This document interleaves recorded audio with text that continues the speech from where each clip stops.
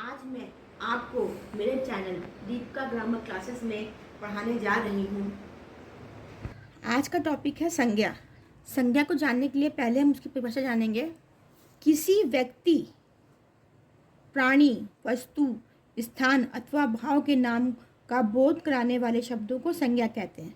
ठीक है, तो संज्ञा क्या हुआ? किसी व्यक्ति का नाम, यानी कि राम, श्याम, सचिन तेंदुलकर, ये सब क्या है? नाम है। ठीक है, प्राणी, कुत्ता, बिल्ली, ठीक है, ये प्राणी हुए। वस्तु, किताब, पेंसिल, ये सब क्या हुआ? वस्तु हुई। स्थान, लखनऊ, कानपुर, मुंबई, ये सब क्या हुआ? स्थान हुआ।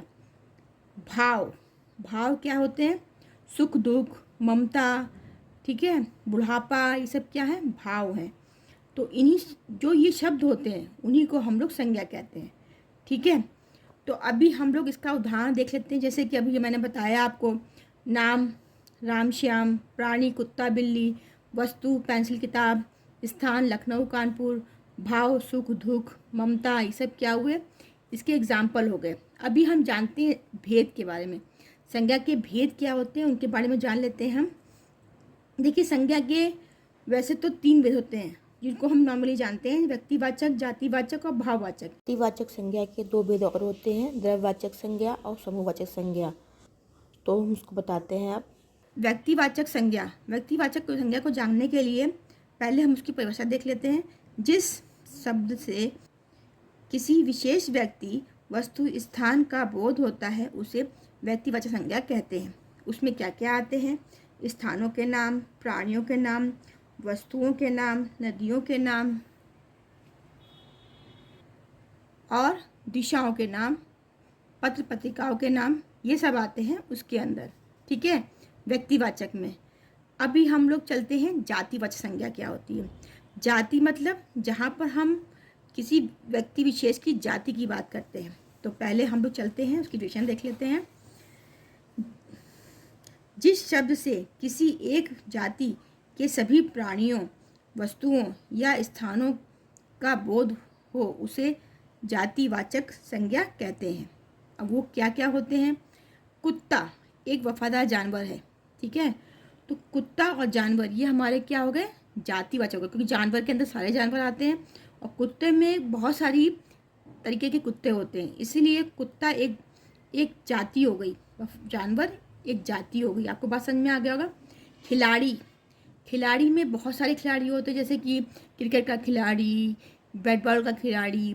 ठीक है, तो उसके अंदर आएंगे, तो इसलिए इसको खिलाड़ी एक ग्रुप की बात हो रही है, मतलब ये जाति, एक खिलाड़ी एक जाति हो गई। फल, फल के अंदर बहुत सारे फल आते हैं, जैसे केला, सेब, अमरूद, तो इसका मतलब फल एक जाति हो गई। बच्चे, बच्चे हर उम्र के होते हैं, कोई 3 साल का होता है, कोई 4 साल का होता है। अगर बच्चे फुटबॉल खेल रहे हैं मतलब बच्चों के अंदर बहुत सारे बच्चे मतलब सम्मिलित हैं, हर एज के बच्चे सम्मिलित हैं। ठीक है, तो ये एक जाति हो गई। ठीक है, इसमें क्या क्या आता है अब हम देख लेते हैं। स्थानों के नाम, ठीक है, प्राणियों के नाम, वस्तुओं के नाम, तो ये आते हैं इसके अंदर जातिवाचक में। अब हम आपको जातिवाचक के प्रकार, द्रव्यवाचक और समूहवाचक के बारे में बताएंगे। द्रव्यवाचक संज्ञा की पहले परिभाषा देखेंगे। जो संज्ञा शब्द किसी धातु, द्रव्य, पदार्थ आदि का बोध कराते हैं उसे द्रव्यवाचक संज्ञा कहते हैं। उदाहरण: दूध, तेल, पानी, घी, दाल, चावल, कोयला, तांबा, सोना, चांदी, पीतल आदि। धातु क्या हुआ? लोहा हुआ। पदार्थ, पदार्थ क्या हो गया? दूध, तेल, घी, ये सब क्या हो गया? पदार्थ हो गया। समूहवाचक संज्ञा, समूहवाचक संज्ञा क्या होती है वो देख लेते हैं। जहाँ पे हम ग्रुप की बात करते हैं, जब किसी ग्रुप को नाम देते हैं उसे हम समूहवाचक संज्ञा कहते हैं। अब इसको हम इसकी परिभाषा देख लेते हैं किताबों के अनुसार क्या होती है।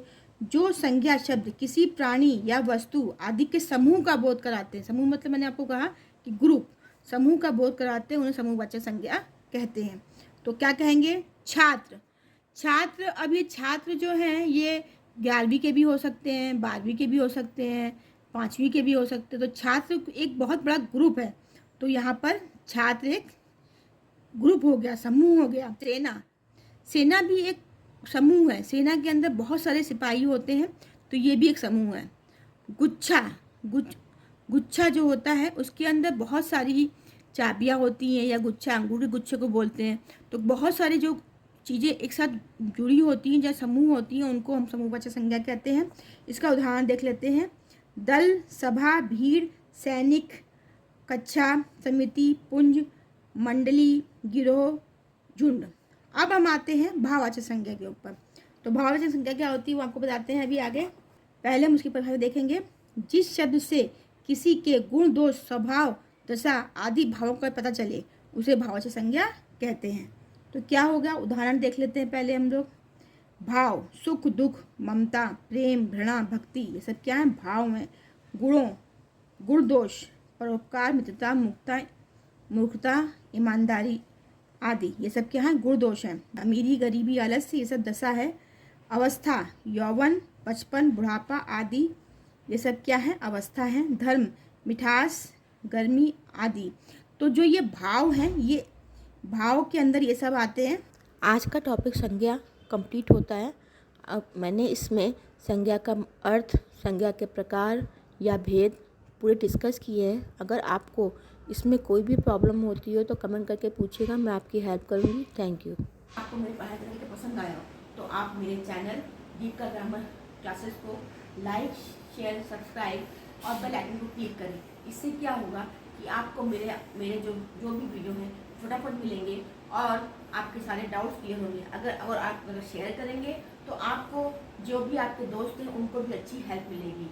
Thank you.